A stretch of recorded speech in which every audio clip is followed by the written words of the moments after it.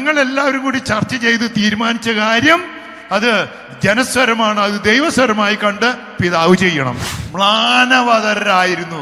അങ്ങനെയുള്ളവർ കുറെ പേര് കൂടി ഇരിക്കുന്നുണ്ട് ഇപ്പോ, മ്ലാനവതരായവര്. കാരണം തൻ്റെ പദ്ധതി നടക്കണില്ല. ഞാനിപ്പൊ തന്നെ ഡൊമിനിക് അച്ഛനോട് എൻ്റെ ശിഷ്യനോട് പറഞ്ഞു, അച്ഛാ പ്രാർത്ഥിച്ചേക്കണേ, എന്റെ പദ്ധതി ഒന്നും നടക്കണില്ല. ഈ കൺവെൻഷനിൽ ദൈവത്തിന്റെ കൃപ കിട്ടാനായി മറിയത്തോടൊപ്പം ദൈവമേ നിന്റെ പദ്ധതി എന്റെ പദ്ധതിയല്ല, എന്റെ ഗ്രൂപ്പിന്റെ പദ്ധതിയല്ല, എന്റെ ഇടവകയിൽ ഒരു 3-4 പേര് പറയുന്നതല്ല, രാഷ്ട്രീയക്കാർ പറയുന്നതല്ല, എന്റെ ശത്രുക്കൾ പറയുന്നതല്ല, എനിക്ക് തോന്നുന്നതല്ല, എന്റെ പദ്ധതിയല്ല, നിന്റെ പദ്ധതി. കർത്താവിന്റെ കൃപ കിട്ടണതിന് പകരം ഓടിപ്പോയ 2 പേര്. Praise the Lord, hallelujah. ഇരിക്കുക.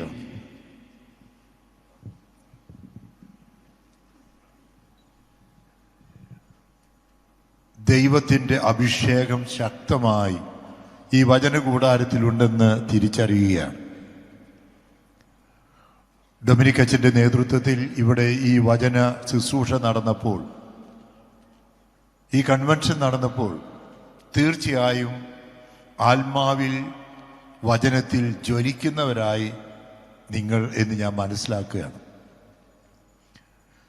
യോഹന്നാന്റെ സുവിശേഷത്തിൽ ബൈബിൾ ആരെങ്കിലും എടുത്തൊന്ന് പറയാൻ ഉണ്ടെങ്കിൽ നന്നായി. യോഹന്നാന്റെ സുവിശേഷത്തിൽ 1:17 ഒന്ന് വായിക്കുകയാണെങ്കിൽ നന്നായി. ചോദ്യം ഇതാണ്, കൃപ എന്നാൽ എന്താണ്? കൃപ എന്നാൽ എന്താണ്? വചനത്തിൽ വഴി എങ്ങനെയാണ് കൃപ വഴി സത്യം നിങ്ങൾ ഗ്രഹിക്കുക എന്നുള്ളതാണ് ചോദ്യം. അപ്പോൾ യോഹന്നാന്റെ സുവിശേഷത്തിലെ 1-ാമത്തെ അധ്യായത്തിലെ 17-ാമത്തെ വാക്യത്തിൽ എന്താണ് ഇവിടെ കൃപാഭിഷേകം എന്നാണ് പറയുന്നത്. എന്താണ് കൃപ? കൃപ എങ്ങനെയാണ് നമുക്ക് ലഭിക്കുക?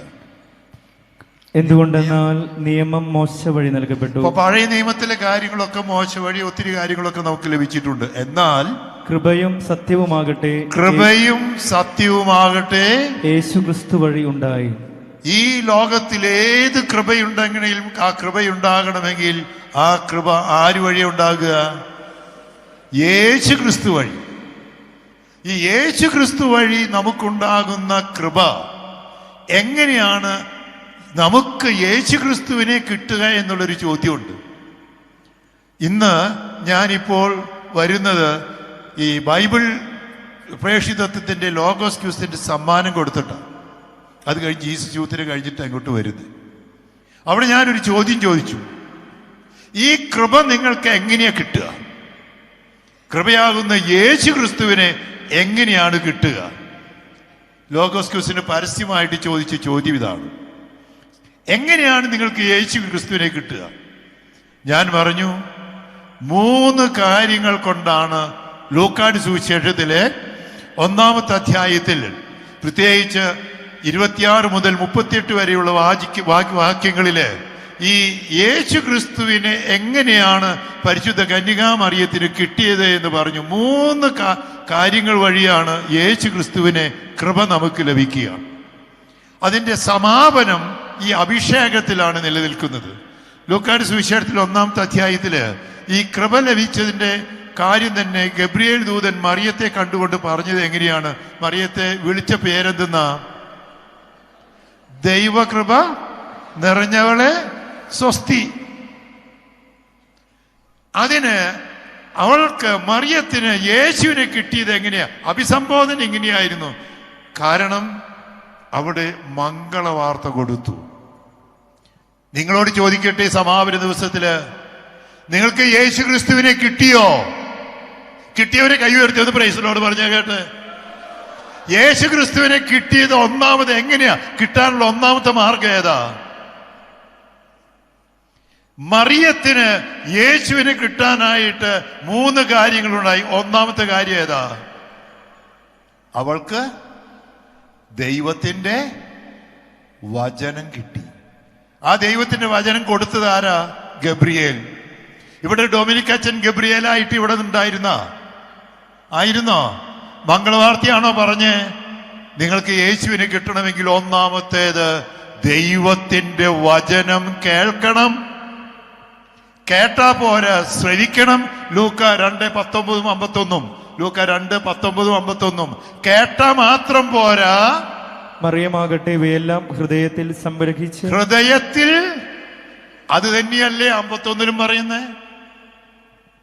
ലൂക്ക 2:51 ദേവാലയത്തിൽ പോയി കഴിഞ്ഞപ്പോൾ യേശുവിനെ കുറിച്ച് പറഞ്ഞ കാര്യങ്ങൾ അവൻ തങ്ങളോട് പറഞ്ഞതെന്തെന്ന് അവർ ഗ്രഹിച്ചില്ല. പിന്നെ അവൻ അവരോടൊപ്പം പുറപ്പെട്ട് നസ്രത്തിൽ വന്ന് അവർക്ക് വിധേയനായി ജീവിച്ചു. അവന്റെ അമ്മ ഇക്കാര്യങ്ങളെല്ലാം ഹൃദയത്തിൽ. അങ്ങനെ ഈ കൃപാഭിഷേക കൺവെൻഷനിൽ ഡൊമിനിക് അച്ഛനിലൂടെ ദൈവം പറഞ്ഞ വചനം ഹൃദയത്തിൽ സംഗ്രഹിക്കാൻ ആഗ്രഹിച്ച് ഇവിടെ വന്ന് എന്തെങ്കിലും കിട്ടിയെന്ന് തോന്നുന്ന ഒരു കയ്യുയർത്തി ഒന്നുകൂടി പ്ലേസ് പറഞ്ഞേ. അപ്പൊ ഒന്നാമത്തത് വചനം ശ്രവിച്ച് ഹൃദയത്തിൽ സംഗ്രഹിക്കും. രണ്ടാമത് യേശുവിനെ കിട്ടേണ്ട കാര്യം പറഞ്ഞ കൃപ കിട്ടിയോന്നാണ് ചോദ്യം.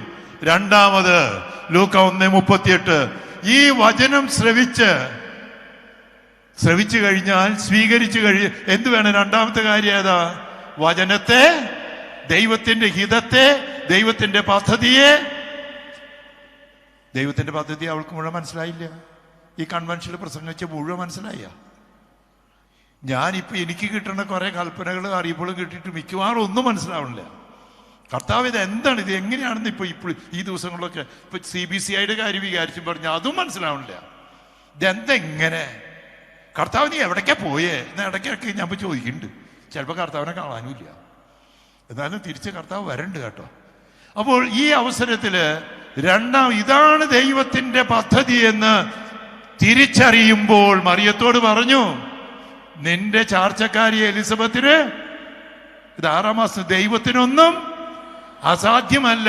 ഇതെല്ലാം പറഞ്ഞു കഴിഞ്ഞപ്പോൾ നിന്നെ കുറിച്ചുള്ള ദൈവത്തിന്റെ പദ്ധതി ഇതാണ് എന്ന് വചനത്തിലൂടെ കേട്ടപ്പോൾ മറിയം പറഞ്ഞു എന്താണ്? ലൂക്ക 1:38 മറിയം പറഞ്ഞു, ഇതാ കർത്താവിന്റെ ദാസി, നിന്റെ വാക്ക് എന്നിൽ നിറവേറട്ടെ. ഈ കൺവെൻഷനിൽ ദൈവത്തിന്റെ കൃപ കിട്ടാനായി മറിയത്തോടൊപ്പം ദൈവമേ നിന്റെ പദ്ധതി എന്റെ പദ്ധതിയല്ല, എന്റെ ഗ്രൂപ്പിന്റെ പദ്ധതിയല്ല, എന്റെ ഇടവകയിൽ ഒരു 3-4 പേര് പറയുന്നതല്ല, രാഷ്ട്രീയക്കാർ പറയുന്നതല്ല, എന്റെ ശത്രുക്കൾ പറയുന്നതല്ല, എനിക്ക് തോന്നുന്നതല്ല, എന്റെ പദ്ധതിയല്ല, നിന്റെ പദ്ധതി. ആ പദ്ധതിക്ക് വിട്ടുകൊടുക്കുന്നവർ ഇതാ കർത്താവിന്റെ ദാസൻ ദാസി എന്ന് പറയുന്നവര് ഉറക്കെ ഹല്ലേലൂയ എന്ന് പറഞ്ഞേ കേക്കട്ടെ. എനിക്ക് ഉറപ്പ് പോരെ, ഒന്നുകൂടി പറഞ്ഞേ കേക്കട്ടെ. കർത്താവിന് കിട്ടാനുള്ള 3-ാമത്തെ മാർഗം ഏതാ? മറിയം ചോദിച്ചു, ഇതെങ്ങനെ സംഭവിക്കുക? എങ്ങനെ കൃപ കിട്ടുക? എങ്ങനെ കൃപ കിട്ടുക?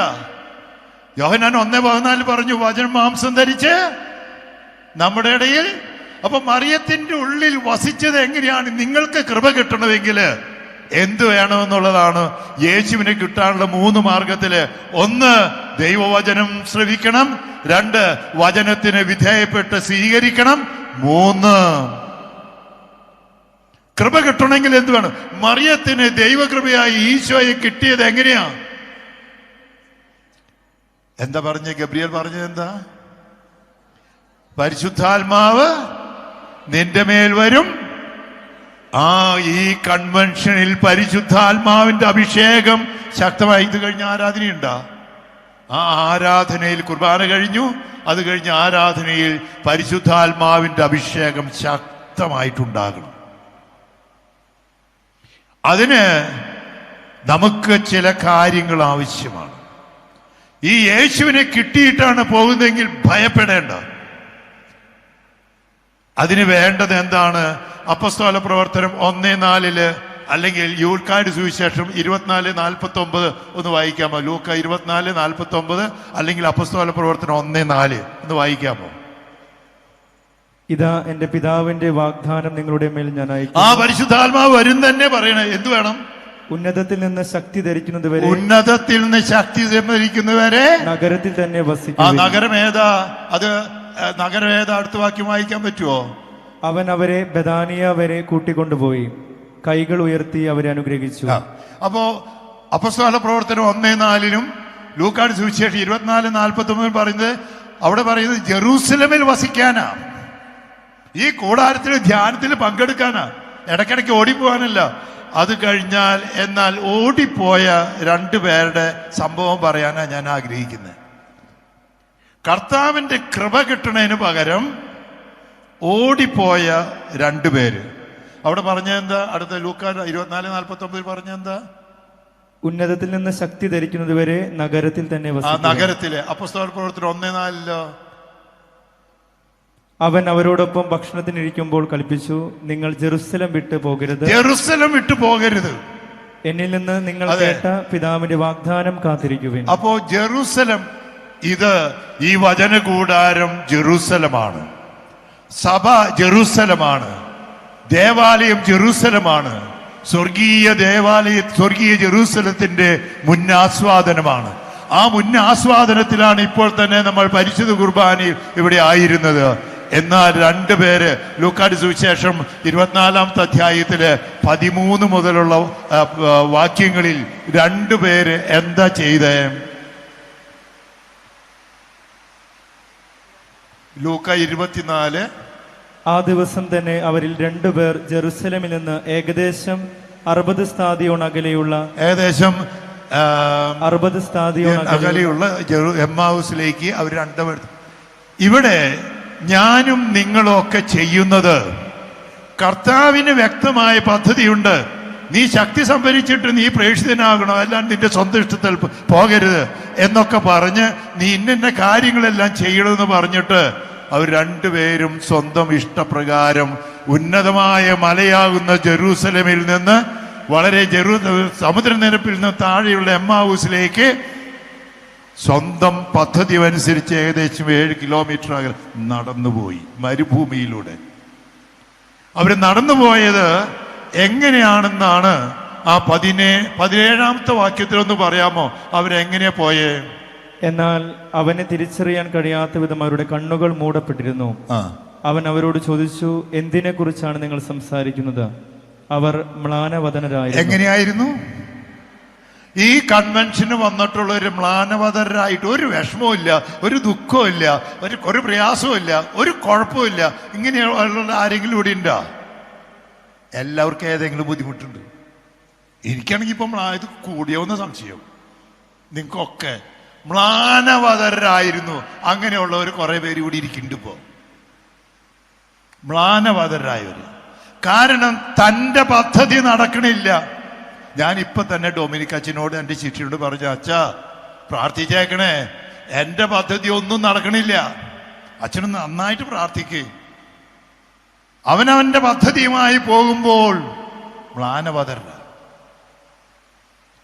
അവർ അവരുടെ നമ്മളായിരിക്കേണ്ട കുടുംബത്തിന്റെ സന്തോഷത്തിൽ നിന്ന്, കുടുംബജീവിതത്തിന്റെ സന്തോഷത്തിൽ നിന്ന്, സഭാജീവിതത്തിന്റെ സന്തോഷത്തിൽ നമ്മുടേതായ പദ്ധതികളുമായി നമ്മളെല്ലാം പോകുമ്പോൾ പലപ്പോഴും നന്മയ്ക്കല്ല തിന്മയാണ് പരിഭ്രമിക്കുന്നത്.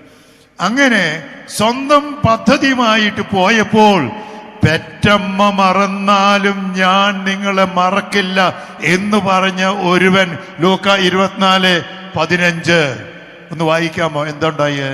അവർ സംസാരിക്കുകയും ബാധിക്കുകയും ചെയ്തുകൊണ്ടു പോകുമ്പോൾ യേശുവും അടുത്തെത്തി അവരോടൊപ്പം യാത്ര ചെയ്തു. പെറ്റമ്മ മറന്നാലും ഞാൻ നിങ്ങളെ മറക്കില്ലെന്ന് പറഞ്ഞ ദൈവം, ഈ മറന്നാലും ഞാൻ നിങ്ങളെ മറക്കില്ലെന്ന് പറഞ്ഞ ദൈവം, ഈ രണ്ടുപേര് സ്വന്തം പദ്ധതിയുമായി തോന്നിവാസം എന്ന് പറയാം, അതുപോലെ പോയപ്പോഴും ഒരുവൻ മറന്നില്ല. യേശു അവരുടെ കൂടെ നടന്നു. ഇപ്പോ സഭയിൽ സിനഡാലിറ്റി എന്നാ പറയുന്നത്. സിനഡാലിറ്റിയുടെ ഏറ്റവും വലിയ മാതൃക ഈ 15-ാമത്തെ വാക്യ. എന്താണ് സിനഡ് എന്ന് പറഞ്ഞാൽ, സിനഡാലിറ്റി എന്ന് പറഞ്ഞാൽ ഇപ്പൊ നിങ്ങളൊക്കെ കേട്ടല്ലേ? ഇപ്പൊ സിനഡാലിറ്റിയെ കുറിച്ച് നിങ്ങൾ ഇവിടെയൊക്കെ ചർച്ച നടന്നതല്ലേ? സിനഡാലിറ്റി എന്ന് പറഞ്ഞാൽ ഇപ്പൊ എന്നോട് പറയുന്നത്, കുറെ പേര് പറയുന്നത്, ഞങ്ങൾ എല്ലാവരും കൂടി ചർച്ച ചെയ്ത് തീരുമാനിച്ച കാര്യം അത് ജനസ്വരമാണ്, അത് ദൈവസ്വരമായി കണ്ട് പിതാവ് ചെയ്യണം. അതാണോ സിനഡാലിറ്റി? ഇവിടെ എന്താണ് സിനഡാലിറ്റി എന്ന് പറഞ്ഞ വാക്കിന്റെ അർത്ഥം? കൂടെ നടക്കുക, ഒരുമിച്ച് നടക്കുക, ഒരുമിച്ചുള്ള സഞ്ചാരം. ഇവിടെ ഇവർ പോയപ്പോൾ യേശു കൂടെ നടന്നു. അതാണ് സിനഡാലിറ്റി. അത് കഴിഞ്ഞ് ദൈവത്തിന്റെ ഹിതം നിറവേറ്റുമ്പോഴാണ്, പരിശുദ്ധാത്മാവ് പറഞ്ഞതുപോലെ ചെയ്യുമ്പോഴാണ് അത് സിനഡാലിറ്റി ആകുക. ഞാൻ പറഞ്ഞത് മാത്രമേ ചെയ്യാൻ പാടുള്ളൂ എന്ന് പറയുന്നതല്ല, നമ്മുടെ ഹിതമല്ല, ദൈവത്തിന്റെ പദ്ധതി. അങ്ങനെ ഇവർ പോയപ്പോൾ കൂടെ നടന്നപ്പോൾ അവർ തർക്കിക്കുക. വലിയ പ്രതീക്ഷയായിരുന്നു. ഈ കൺവെൻഷന് വന്നപ്പോൾ വലിയ പ്രതീക്ഷയല്ലല്ലേ നിങ്ങൾ വന്നേ? വിചാരിച്ച പോലെ ഒന്നും നടന്നില്ല അല്ലേ? മ്ലാനവതരായി. ഇവിടെ യേശു നിങ്ങളുടെ കൂടെ നടന്നിട്ടുണ്ട്. ഈ ദിവസങ്ങളില് യേശു നിങ്ങളുടെ എന്റെയും നിങ്ങളുടെയും ജീവിതത്തിൽ എന്നും കൂടെ നടക്കുന്നുണ്ട്. ഈ യേശു കൂടെയുണ്ടെന്നുള്ളത് അദൃശ്യനായിട്ടാണ്. പക്ഷെ 15-ാമത്തെ വാക്യത്തിൽ പറഞ്ഞ എന്താ? അവനെ തിരിച്ചറിയാൻ കഴിയാത്ത വിധം അവരുടെ കണ്ണുകൾ മൂടപ്പെട്ടു. കൂടെ നടന്ന ഈശോയെ തിരിച്ചറിഞ്ഞില്ല. നിങ്ങളെ സ്നേഹിക്കുന്ന ഭാര്യയെ, ഭർത്താവിനെ, മക്കളെ, മാതാപിതാക്കളെ നിങ്ങൾ തിരിച്ചറിഞ്ഞില്ല. സഭയെ തിരിച്ചറിഞ്ഞില്ല. ഇന്നത്തെ പ്രശ്നം, നമ്മൾ പലപ്പോഴും കണ്ണുകൾ മൂടപ്പെട്ട് സത്യമറിയാതെ സോഷ്യൽ മീഡിയയിൽ കിട്ടിയത് മുഴുവൻ സത്യമാണെന്ന് വിചാരിച്ച് നടക്കുക. ഒരു മാധ്യമത്തിൽ വന്നത് ആരോ പറഞ്ഞു, ഇന്ന് ഏറ്റവും കൂടുതൽ നുണ പറയാനായിട്ട് നമ്മൾ വിശ്വസിപ്പിക്കാൻ സാധിക്കുന്ന ഒരു കാലഘട്ടമാണിത്. എന്തു പറഞ്ഞാലും നമ്മളെ തെറ്റിദ്ധരിപ്പിക്കുന്നു.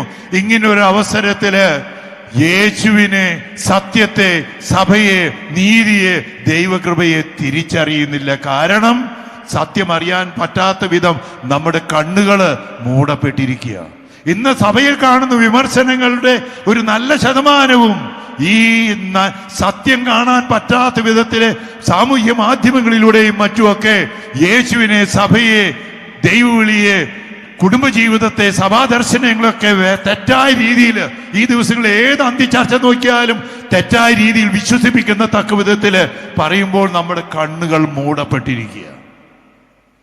കൂടെ നടന്ന് യേശു ചോദിക്കുക എന്തൊക്കെ കാര്യങ്ങളാ.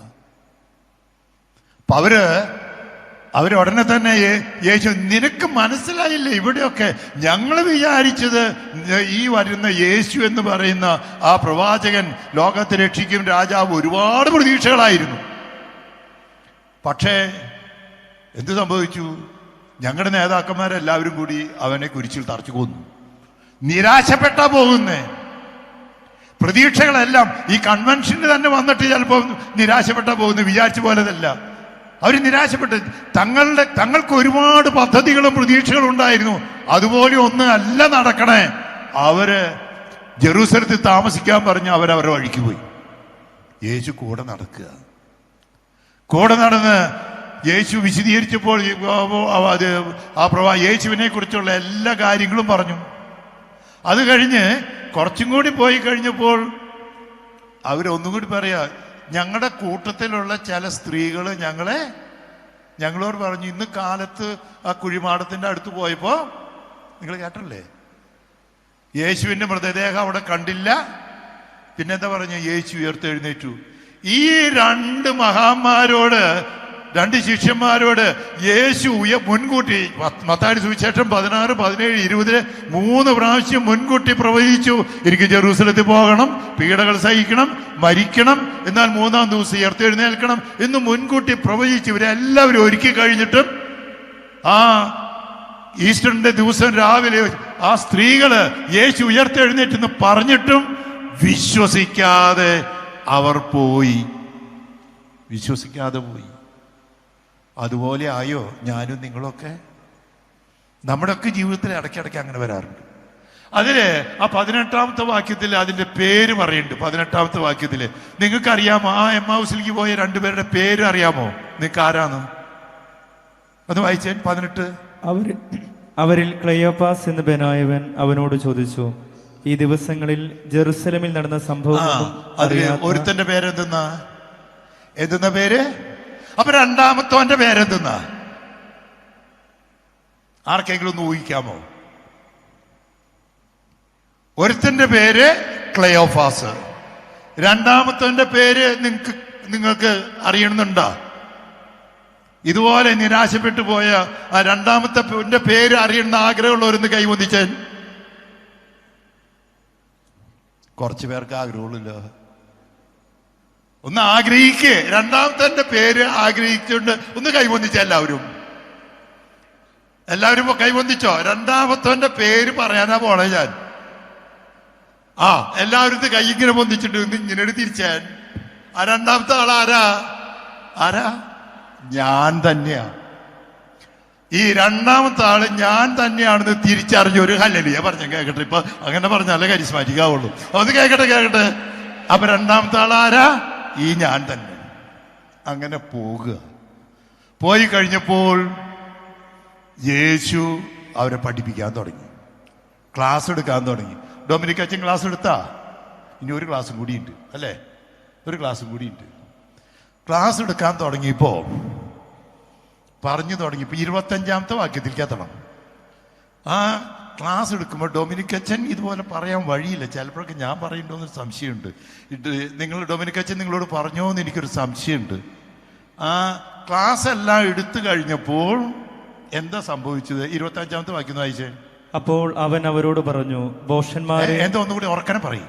അപ്പോൾ അവൻ അവരോട് പറഞ്ഞു, ഭോഷന്മാരെ. ആ വാക്ക് ഒന്നുകൂടി ഉറക്കെ പറഞ്ഞേ. ഭോഷന്മാരെ, പ്രവാചകന്മാർ പറഞ്ഞിട്ടുള്ളത് വിശ്വസിക്കാൻ കഴിയാത്ത വിധം ഹൃദയം മന്ദീഭവിച്ചവരെ. ആ രണ്ട് വിശേഷണങ്ങളാണ് ഈ രണ്ട് ശിഷ്യന്മാരെ കുറിച്ച് പറഞ്ഞത്. അത് എന്നെ കുറിച്ചും നിങ്ങളെ കുറിച്ചും ബാധകമാണോ? ഇത്രമാത്രം നല്ല ടോക്ക് കേട്ടു, ഇത്രമാത്രം നല്ല കാര്യങ്ങളെല്ലാം കേട്ടു. ഇത് കഴിഞ്ഞിട്ട് അവർക്ക് ഹൃദയം മന്ദീഭവിച്ചവര്, ഭോഷന്മാരെ പോലെ. നമ്മൾ സത്യമറിയാതെ നമ്മുടേതായിട്ടുള്ള പദ്ധതികളുമായിട്ട് പോകുന്നവർ വിളിക്കുന്ന പേര് ഞാനും നിങ്ങളും അങ്ങനെ ആയിട്ടില്ലേ? ഇടയ്ക്ക് ആയിട്ടില്ലേ? ഹൃദയം മന്ദീഭവിച്ചവരാണ്. പലപ്പോഴും തിരിച്ചറിയാൻ പറ്റാത്ത രീതിയിൽ വ്യാഖ്യാനങ്ങൾ വരുമ്പോൾ ദൈവത്തിൽ ആശ്രയിക്കാതെ ഇങ്ങനെ ഭോഷന്മാരായി, ഹൃദയം മന്ദീഭവിച്ചവരായി, ഇനി ഒന്നും ഗുണമില്ല, പള്ളി പോയിട്ടും കാര്യമില്ല, ഇനി ഇവർ കൂടെ നടന്നിട്ടും കാര്യമില്ല എന്നൊക്കെ പറയുന്നവരായി ഞാനും നിങ്ങളും മാറി. കുറച്ചു കഴിഞ്ഞപ്പോൾ 28-ാമത്തെ വാക്യം. അവർ എത്തേണ്ടിയിരുന്ന ഗ്രാമത്തോടടുത്തു. അവനാകട്ടെ യാത്ര തുടരുകയാണെന്ന് ഭാവിച്ചു. യാത്ര തുടർന്ന് കൂടെ നടന്ന യേശു, പഠിപ്പിച്ച യേശു അകലുന്നതായി തോന്നി. പരിശുദ്ധ കന്യകാമറിയത്തിനും യൗസേപ്പിനും യേശുവിന്റെ 12-ാമത്തെ വയസ്സിൽ യേശുവിനെ കൊണ്ട് ദേവാലയത്തിൽ പോയതാ. പക്ഷേ യേശുവിനെ കാണാതായി. ഈ ഒരവസ്ഥ, ദൈവം അകലുന്നു, യേശുവിനെ കാണാനില്ല, എന്താണ് സത്യമെന്ന് തിരിച്ചറിയുന്നില്ല. ഈ ഒരു അവസ്ഥ, അകലുന്നൊരവസ്ഥ നമ്മുടെ എല്ലാവരുടെയും ജീവിതത്തിലുണ്ട്. ചിലപ്പോഴൊക്കെ എല്ലാ ദിവസവും ദൈവമേ നീ എവിടെ പോയി എന്ന് ചോദിക്കുന്നുണ്ട്. ഞാൻ ഇടയ്ക്കിടയ്ക്ക് ചോദിക്കുന്നുണ്ട്. എല്ലാം നല്ല ഉദ്ദേശത്തോടെ ചെയ്തു കഴിഞ്ഞ് ഇത്രമാത്രം തെറ്റും കുറ്റവും ഒക്കെ കേൾക്കാനായിട്ട് ദൈവമേ നീ ഇവിടെ ഇല്ലേ, നീ പോയോ എന്നൊക്കെ ഞാനും നിങ്ങളൊക്കെ ഇടയ്ക്കിടയ്ക്ക് ചോദിക്കുന്നത്. എവിടെ പോയി ദൈവമേ? ചോദിക്കാറില്ലേ? ഞാൻ ഈ കൺവെൻഷന്റെ സമാപന ദിവസത്തില് അടുത്ത വാചകം ഉറക്കെ വായിക്കാൻ പറയാനാണ് ഞാൻ ക്ഷണിക്കുന്നത്. ജോൺ പോൾ രണ്ടാമൻ മാർപ്പാപ്പ അതിമനോഹരമായ ഒരു പ്രബോധനം പരിശുദ്ധ കുർബാനയെ കുറിച്ച് എഴുതിയിട്ടുണ്ട്. അതിൻ്റെ പേര് ലത്തീനാണ്, ലത്തീൻ വാക്കാണ്. ലത്തീൻ്റെ വാക്ക് ഇങ്ങനെയാണ്: മാനെ നൊബിസ്കും ഡോമിനെ. മലയാളം മനസ്സിലായ? മാനെ നൊബിസ്കും ഡോമിനെ. ഡോമിനെ നാഥ, നൊബിസ്കും ഞങ്ങളുടെ കൂടെ, മാനെ വസിക്കണമേ. നാഥ. വായിച്ചതിന് അടുത്ത വാചകം. അവർ അവനെ നിർബന്ധിച്ചുകൊണ്ട് പറഞ്ഞു, ഞങ്ങളോടുകൂടെ താമസിക്കുക. ഞങ്ങളോടുകൂടെ താമസിക്കുക നാഥ, കൂടെ ഞങ്ങളുടെ കൂടെ വസിക്കണമേ. ഈ കൺവെൻഷന്റെ സമാപനത്തില് നിങ്ങൾ യേശുവിനോട് നിർബന്ധപൂർവ്വം പറയേണ്ടത്, എന്റെ ജീവിതത്തില്, എന്റെ കുടുംബത്തില്, എന്റെ പ്രതിപ്രവർത്തന മേഖലകളില് നാഥ കൂടെ വസിക്കണമേ എന്ന് കൈകൾ രണ്ടുപേരൊന്ന് ഉയർത്തിയേൻ, രണ്ട് കൈകളൊന്ന് ഉയർത്തിയേൻ. ഈ ശിഷ്യന്മാര് പറഞ്ഞതുപോലെ യേശു ദൈവം അകന്നതായി തോന്നുമ്പോൾ ഈ ദിവസത്തിൽ ശക്തമായി യേശുവെ എന്റെ ഹൃദയത്തിൽ, കുടുംബത്തിൽ, ഇടവകയിൽ, സമൂഹത്തിൽ വസിക്കണമേ എന്ന് ഉറക്കെ പറഞ്ഞേ. നാഥ കൂടെ വസിക്കണമേ, നാഥ കൂടെ വസിക്കണമേ, നാഥ കൂടെ വസിക്കണമേ. അപ്പൊ യേശു എന്താ ചെയ്തെന്ന് അടുത്ത വാചകം. നേരം വൈകുന്നു, പകൽ അസ്തമിക്കാറായി. അവൻ അവരോട് കൂടെ താമസിച്ചു. അപ്പൊ ഈ കൺവെൻഷനിൽ യേശു കൂടെ താമസിക്കുമോ? താമസിച്ചോ? താമസിച്ചു കഴിഞ്ഞ് യേശു എന്താ ചെയ്തേ? ഇവിടെയാണ് ഇന്ന് ഞാൻ വരുമ്പോൾ പരിശുദ്ധ കുർബാനയുടെ സമാപനത്തിലാണ് ഞാനിങ്ങനെ എത്തിയത്. ആ സമയത്ത് അല്ലെങ്കിൽ എന്താണ് ചെയ്തതെന്ന്. യേശു അവരുടെ വീട്ടിൽ, രണ്ടുപേരുടെ വീട്ടിൽ താമസിച്ചപ്പോൾ, ഈ പറപ്പൂരിലെ കൺവെൻഷനിൽ താമസിച്ചപ്പോൾ, ഇന്ന് ഈ കൺവെൻഷനിൽ കുർബാന കഴിഞ്ഞു, ഇത് കഴിഞ്ഞ് ആരാധനയിലേക്ക് കടക്കുന്നു. അതിന്റെ ഇടയ്ക്കുള്ള വചന സന്ദേശമാണ് ഇവിടെ യേശു എന്താണ് ചെയ്തത്. വായിക്കും. അവരോടൊപ്പം ഭക്ഷണത്തിനിരുന്നപ്പോൾ അവൻ അപ്പമെടുത്ത് ആശീർവദിച്ച് വാഴ്ത്തി മുറിച്ച് അവർക്ക് കൊടുത്തു. 4 കാര്യങ്ങൾ: എടുത്തു, വാഴ്ത്തി, മുറിച്ചു, കൊടുത്തു. ദൈവവിളി ഓരോ വ്യക്തിയുടെ ജീവിതമാണ്. എന്നെ കുടുംബത്തിലേക്ക്, വൈദിക ജീവിതത്തിലേക്ക്, സമർപ്പിത ജീവിതത്തിലേക്ക്, വിവാഹാന്തസ്സിലേക്ക് എന്നെ വിളിച്ചു, എന്നെ ആശീർവദിച്ചു. വിവാഹത്തിൽ, പട്ടത്തിൽ, സമർപ്പിതത്തിൽ. അത് കഴിഞ്ഞ് എന്നെ കുരിശിലേറ്റി മുറിച്ചു. ഓരോ ജീവിതവും സഹനത്തിൻ്റെതാണ്. അത് കഴിഞ്ഞ് കൊടുത്തു, മക്കൾക്കായി, ജനത്തിനായി, ലോകത്തിനായി, സഭയ്ക്കായി. അങ്ങനെ വാഴ്ത്തിയെടുത്ത് മുറിച്ചു കൊടുത്തപ്പോൾ ഇനിയാണ് ചോദ്യം: ഈ കൺവെൻഷനിൽ, ഈ കുർബാനയില്, അടുത്ത ആരാധനയിൽ ഇവിടെ സംഭവിക്കുമോ ഇല്ലയോ എന്നാണ് ചോദ്യം. അവിടെ 2 കാര്യങ്ങൾ അവിടെ അവർക്ക് നടന്നു. 2 കാര്യങ്ങൾ വായിച്ച അടുത്ത വാചകം: അപ്പോൾ അവരുടെ കണ്ണ് തുറക്കപ്പെട്ടു. അവരുടെ കണ്ണ് തുറന്നു. അവർ അവനെ തിരിച്ചറിഞ്ഞു. കണ്ണ് തുറന്നു, തിരിച്ചറിഞ്ഞു. യേശുവിനെ നിങ്ങൾ തിരിച്ചറിഞ്ഞു. ദൈവകൃപ തിരിച്ചറിഞ്ഞോ? സഭയെ മനസ്സിലാക്കിയോ? നിങ്ങളുടെ കുടുംബം എന്താണെന്ന് മനസ്സിലാക്കിയോ? നിങ്ങളുടെ സമർപ്പിത ജീവിതം എന്താണെന്ന് സിസ്റ്റർമാർ മനസ്സിലാക്കിയോ? വൈദികൻ പൗരോഹിത്യം എന്താണെന്ന് അച്ഛന്മാർ മനസ്സിലാക്കിയോ? തിരിച്ചറിഞ്ഞോ? കണ്ണു തുറന്നോ? ഇന്ന് നമ്മുടെ കണ്ണുകളൊക്കെ മൂടപ്പെട്ടിരിക്കുക ലോകത്തിന്റെ പരാവസ്ഥയില്. തിരിച്ചറിഞ്ഞു, ഞാൻ എന്താണ്, എങ്ങനെയാണെന്ന് തിരിച്ചറിഞ്ഞു. കണ്ണു തുറന്നു, തിരിച്ചറിഞ്ഞു കഴിഞ്ഞപ്പോൾ ഒരു കാര്യം കൂടി അവിടെ സൂചിപ്പിക്കുന്നുണ്ട്. അടുത്ത വാക്ക്: പക്ഷേ അവൻ അവരുടെ മുൻപിൽ നിന്ന് അപ്രത്യക്ഷനായി. പക്ഷേ അതുവരെ മനുഷ്യരൂപത്തിൽ നടന്നിരുന്ന യേശു അപ്പമെടുത്ത് വാഴ്ത്തി മുറിച്ചപ്പോൾ, യേശുവിനെ തിരിച്ചറിഞ്ഞപ്പോൾ, കണ്ണു തുറന്നപ്പോൾ സംഭവിച്ചത് എന്താ? മനുഷ്യരൂപത്തിലുള്ള യേശുവിനെ അവിടെ കാണാനില്ല. പിന്നെ എന്താ കണ്ടത്? അപ്പത്തിന്റെ രൂപത്തിലുള്ള യേശുവിനെ. ഈ കൺവെൻഷനുള്ള നിങ്ങളോട് ഓരോരുത്തരോടും ചോദിക്കുകയാണ്, ഇപ്പോഴത്തെ ഇവിടെ നടന്ന പരിശുദ്ധ കുർബാനയില്, ഉടനെ നടക്കാൻ പോകുന്ന പരിശുദ്ധ കുർബാനയുടെ ആരാധനയില്, ആ തിരുവോസ്തിയിൽ യേശു സത്യമായും എഴുന്നള്ളിയിരിക്കുന്നുണ്ടെന്ന് ഉൾക്കാഴ്ച, വിശ്വാസം, തിരിച്ചറിവ് നിങ്ങൾക്ക് ഈ കൺവെൻഷനിൽ കിട്ടിയോ ഇല്ലയോ എന്നതാണ് ചോദ്യം. കിട്ടിയോ? യേശുവിനെ പരിശുദ്ധ കുർബാനയിൽ കാണാൻ പറ്റുമോ? മനുഷ്യരൂപം വേണ്ട. അങ്ങനെയുള്ളവര് ഒന്ന് കൈകൾ ഉയർത്തി 3 പ്രാവശ്യം ഹല്ലേലൂയ പറഞ്ഞ് തിരിച്ചറിഞ്ഞൂര്. ഉറക്കെ ഒന്നുകൂടി. അങ്ങനെയാണെങ്കിൽ പരിശുദ്ധ കുർബാനയോട്, ആരാധനയോട് നിങ്ങൾക്ക് താല്പര്യമുണ്ടാകും. ഈ കൺവെൻഷന്റെ ലക്ഷ്യം അതാ. താല്പര്യം ഉണ്ടാകണം. പരിശുദ്ധ കുർബാനയിലാണ് നമ്മുടെ ശക്തി, പരിശുദ്ധ കുർബാനയിലാണ് നമ്മൾ യേശുവിന്റെ കൃപ ലഭിക്കുക. ഈ ഉറപ്പുണ്ടാകണം. അപ്പോഴാണ് അവർക്ക് അടുത്ത കാര്യം മനസ്സിലായത്. യേശു കൂടെ നടന്ന് കൺവെൻഷനിൽ ഡൊമിനിക് അച്ഛനിലൂടെ വചനം പഠിപ്പിച്ചപ്പോൾ, കാറ്റഗിസം നടത്തിയപ്പോൾ, അതുവരെ പലതും വേണ്ട തരത്തിൽ മനസ്സിലായില്ല, തിരിച്ചറിഞ്ഞില്ല, അഗ്നി ലഭിച്ചില്ല. പക്ഷേ പരിശുദ്ധ കുർബാനയുടെ ആരാധനയില്, കുർബാനയില് ശരിയായ രീതിയിൽ പങ്കെടുത്താൽ അപ്പോഴാണ് വചനം ശരിക്കും അഭിഷേകമായി മാറുക. അടുത്ത വാചകം വായിച്ചേ. അവർ പരസ്പരം പറഞ്ഞു, വഴിയിൽ വെച്ച് അവൻ വിശുദ്ധ ലിഖിതം വിശുദ്ധീകരിച്ചുകൊണ്ട് നമ്മോട് സംസാരിച്ചിരുന്നപ്പോൾ നമ്മുടെ ഹൃദയം ജ്വലിച്ചിരുന്നില്ലേ? അപ്പോൾ ഹൃദയം ജ്വലിക്കണമെങ്കിൽ, വചനം ഗ്രഹിക്കണമെങ്കിൽ, വചനം മാംസം ധരിക്കണമെങ്കിൽ ഈ പരിശുദ്ധ കുർബാനയിൽ പങ്കെടുത്ത് പരിശുദ്ധാത്മാവിന്റെ അഭിഷേകം ഉണ്ടാകണം. ചോദിക്കട്ടെ, ജ്വലിച്ച ഈ കൺവെൻഷനിൽ ദൈവവചനം കേട്ടപ്പോ ഹൃദയം ജ്വലിച്ചോ? സ്വല്പെങ്കിലും ജ്വലിച്ചു എന്ന് തോന്നുന്നവര് ഒന്നുകൂടി പ്രൈസ്തലോട് പറഞ്ഞ് കേൾക്കട്ടെ. അപ്പ എമ്മാവ് ശിഷ്യന്മാർക്ക് കുറച്ച് മെച്ചായിണ്ട്. എമ്മാവ് ശിഷ്യന്മാരെ പോലെ ബോഷത്തൊക്കെ മാറി തുടങ്ങി, ഹൃദയമൊക്കെ ഉണർന്നു തുടങ്ങി. പക്ഷെ ഇത് കഴിഞ്ഞപ്പോൾ അവർ ചെയ്തത് എന്താണെന്നറിയാമോ? അവർ തുടക്കത്തിൽ ചെയ്തത് എന്താ? ജെറൂസലമിൽ നിന്ന് സ്വന്തം പദ്ധതിയുമായി അവരുടെ വഴിക്ക് പോയി. അങ്ങനെ വഴിക്ക് പോയവരെ ഞാനും നിങ്ങളൊക്കെ തിരിച്ചറിഞ്ഞപ്പോൾ, ഹൃദയം ജ്വലിച്ചപ്പോൾ, വചനം ഗ്രഹിച്ചപ്പോൾ അവരെന്ത് ചെയ്തു? അവരുടനെ എഴുന്നേറ്റു. ഈ കൺവെൻഷന്റെ സമാപനത്തിൽ നിങ്ങൾ ഒരു തിരിച്ചുപോക്ക് വേണം. തെറ്റായ ജീവിതത്തിൽ നിന്ന് ശരിയായ ജീവിതത്തിലേക്കുള്ള തിരിച്ചുപോക്ക്. കുടുംബ ബന്ധങ്ങൾ തകർത്തവര് ആ കുടുംബ ബന്ധത്തിലേക്ക് തിരിച്ചുപോക്ക്.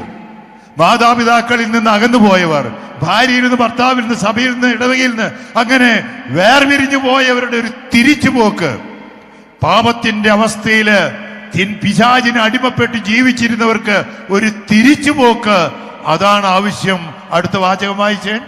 അവർ അപ്പോൾ തന്നെ എഴുന്നേറ്റ് ജെറുസലമിലേക്ക് തിരിച്ചുപോയി. ഈ കൺവെൻഷന്റെ ലക്ഷ്യം ഈ തിരിച്ചുപോക്കാണ്. കൂട്ടായ്മയിലേക്കുള്ള തിരിച്ചുപോക്ക്, സഭാജീവിതത്തിലേക്കുള്ള തിരിച്ചുപോക്ക്, കുടുംബജീവിതത്തിലേക്കുള്ള തിരിച്ചുപോക്ക്, സമർപ്പിത ജീവിതത്തിന്റെ, വൈദിക ജീവിതത്തിന്റെ അതിന്റെ അന്തസത്തയിലേക്കുള്ള തിരിച്ചുപോക്ക്. അവർ എഴുന്നേറ്റ് തിരിച്ചുപോയി. ഇതാണ് ഈ കൺവെൻഷന്റെ ലക്ഷ്യം. ഈ സമാപന ദിവസത്തിൽ ആരാധനയിൽ യേശുവേ ഞാൻ തിരിച്ചു വരുന്നു, ധൂർത്തപുത്രനെ പോലെ, ലൂക്കാട് സുവിശേഷത്തിലെ 15:17 അതിൽ ഏറ്റവും കീവേഡ് പ്രധാനപ്പെട്ട വാക്ക്. ആ ധൂർത്തപുത്രന് ഉണ്ടായത് എന്താണ്? അവന് എന്തുണ്ടായി? സുബോധമുണ്ടായി. ഈ കൺവെൻഷന് നമുക്ക് വേണ്ടത്, ഈ കൺവെൻഷൻ സമാപനത്തിൽ വേണ്ടത് ഈ സുബോധമാണ്, തിരിച്ചുപോക്ക്. അങ്ങനെ ചെന്ന് കഴിഞ്ഞപ്പോൾ, അവർ ജെറൂസലത്തിൽ എത്തിച്ചു കഴിഞ്ഞപ്പോൾ അടുത്ത വാക്ക് എന്താണ്? അവിടെ കൂടിയിരുന്ന 11 പേരെയും അവരോടൊപ്പം ഉണ്ടായിരുന്നവരെയും കണ്ടു. അവർ കൂട്ടായ്മയിലെത്തി. ഈ 11 സഭയുടെ പത്രോസിനോട് ചേർന്ന് നിന്ന കൂട്ടായ്മയില്, അപ്പസ്തോലന്മാരോട് പിൻഗാമിയോട് ചേർന്ന് കൂട്ടായ്മയിലേക്ക്, കുടുംബനാഥയോട് ചേർന്ന് കൂട്ടായ്മയിലേക്ക് അവർ തിരിച്ചു ചെന്നു. ജെറൂസലത്ത് വസിക്കാൻ പറഞ്ഞത് സ്വന്തം വഴിക്ക് പോയി, തിരിച്ച് ഈ കൂട്ടായ്മയിലേക്ക് എത്തി. ഈ കൺവെൻഷനിൽ ആരെങ്കിലും വിശ്വാസത്തിൽ നിന്ന്, കുടുംബജീവിതത്തിന്റെ കൂട്ടായ്മയിൽ നിന്ന്, സഭയിൽ നിന്ന് അകന്നുപോയിട്ടുണ്ടെങ്കിൽ കൺവെൻഷനിൽ തിരിച്ചു വരാനുള്ള ആഹ്വാനമാണ്. അങ്ങനെ വന്നപ്പോൾ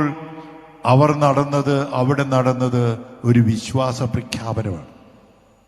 നമുക്കെല്ലാവർക്കും തിരിച്ചു കൂട്ടായ്മയിൽ എത്തിയാലേ സഭയിലെ ശരി വിശ്വാസമുള്ളൂ. സഭയോട് ചേർന്ന് നിന്നാലേ കത്തോലിക്കനാവൂ. മാർപ്പാപ്പ പറഞ്ഞത്, സഭ പൊതുവായി എടുത്തത്, ആ തീരുമാനമൊന്നും സ്വീകരിക്കാതെ ഞങ്ങൾ പറയുന്ന പോലെ ചെയ്യണമെന്ന് പറയുന്നത് സഭാ കൂട്ടായ്മയല്ല, അനുസരണമല്ല. ഇങ്ങനെ പോകുന്നവരെ വ്യാഖ്യാനിച്ച് അവരെ പ്രോത്സാഹിപ്പിക്കാനുള്ള സഭാശത്രുക്കൾ ഇഷ്ടം പോലെയുണ്ട്. നമ്മെ തമ്മിലടിപ്പിച്ച് സഭയില്ലാതാക്കാനുള്ള ശ്രമങ്ങൾ. നമ്മൾ ഒരുമിച്ച് കൂടെ നിന്നാലേ വിശ്വാസമാകൂ. അവരെന്താ വിശ്വാസ പ്രഖ്യാപനം നടത്തിയേ? കർത്താവ് സത്യമായും ഉയർത്തെഴുന്നേറ്റു. എല്ലാവരും ഒന്ന് ഏറ്റു പറഞ്ഞേ. ആ 11 ശിഷ്യന്മാരോട് ചേർന്ന്, എമ്മാവ് ശിഷ്യന്മാരോട് ചേർന്ന് ഈ പറപ്പൂരടവയിൽ ദൈവജനം ഒന്നിച്ച് കർത്താവിനോട് വിശ്വാസം ഒന്ന് ഏറ്റു പറഞ്ഞാൻ, കർത്താവ് സത്യമായും ഉയർത്തെഴുന്നേറ്റു. ഒന്നുകൂടി ആവർത്തിച്ചേൻ, കർത്താവ്. അപ്പോഴാണ് നമ്മുടെ സാക്ഷ്യങ്ങളൊക്കെ വരിക. ഈ 2 ശിഷ്യന്മാരും അവരുടെ സാക്ഷ്യവും പറഞ്ഞു. ആ സാക്ഷ്യം എന്തായിരുന്നു? അടുത്ത വാക്യം. ശിമയോനെ പ്രത്യക്ഷപ്പെട്ടുവെന്ന് അവർ പറഞ്ഞുകൊണ്ടിരിക്കുകയായിരുന്നു. വഴിയിൽ വെച്ച് സംഭവിച്ചതും അപ്പം മുറിക്കുമ്പോൾ തങ്ങൾ അവനെ തിരിച്ചറിഞ്ഞതും അവരും വിവരിച്ചു. പരിശുദ്ധാത്മാവിന്റെ അഭിഷേകമുണ്ടായി, ശക്തി പ്രാപിച്ച് നമ്മൾ കൺവെൻഷൻ കഴിഞ്ഞ് പോകണം. അപ്പസ്തോല പ്രവർത്തനം 2-ാമത്തെ അധ്യായത്തിൽ പരിശുദ്ധാത്മാവ് വന്നു കഴിഞ്ഞപ്പോൾ ഇവർക്കും കിട്ടിക്കഴിഞ്ഞപ്പോൾ ശക്തി ആർജിച്ച്, അപ്പസ്തോല പ്രവർത്തനം 1:8 വായിക്കുന്ന പോലെ പരിശുദ്ധാത്മാവിനാൽ ശക്തി പ്രാപിച്ച്, അപ്പസ്തോല പ്രവർത്തനം 1:8 ശക്തി പ്രാപിച്ച് ലോകത്തിന്റെ അതിർത്തികൾ വരെ സാക്ഷ്യം വഹിക്കാൻ പോകണം. അതിനാ നമ്മൾ അപ്പസ്തോല പ്രവർത്തനം 1:8 എന്നാൽ പരിശുദ്ധാത്മാവ് നിങ്ങളുടെ മേൽ വന്നു കഴിയുമ്പോൾ നിങ്ങൾ ശക്തി പ്രാപിക്കും. ജെറുസലമിലും യൂദയ മുഴുവനിലും സമരിയായിലും ഭൂമിയുടെ അതിർത്തികൾ വരെയും നിങ്ങൾ എനിക്ക് ഈ സാക്ഷികളായിരിക്കും. കൺവെൻഷനിൽ നിന്ന് കുർബാനയുടെ അവസാനത്തിൽ നമ്മളെ വിശുദ്ധ കുരിശിന്റെ അടയാളത്താൽ മുദ്ര വെച്ച് അയക്കുകയാണ്. ഈ ആരാധനയിൽ ദൈവം നമ്മെ അനുഗ്രഹിച്ച് അയക്കുകയാണ്. ഇനി നിങ്ങൾ നിങ്ങളുടെ കുടുംബത്തിലേക്ക്, ജോലി സ്ഥലത്തേക്ക്, പ്രവർത്തന മേഖലകളിലേക്ക് എല്ലാം യേശുവിന്റെ സന്ദേശവുമായി ഇറങ്ങിത്തിരിക്കുക. ആത്മാവിനാൽ, കൃപയാൽ അഭിഷേകം ലഭിച്ച് നമ്മൾ ഇറങ്ങിത്തിരിക്കുക. ദൈവം അനുഗ്രഹിക്കും.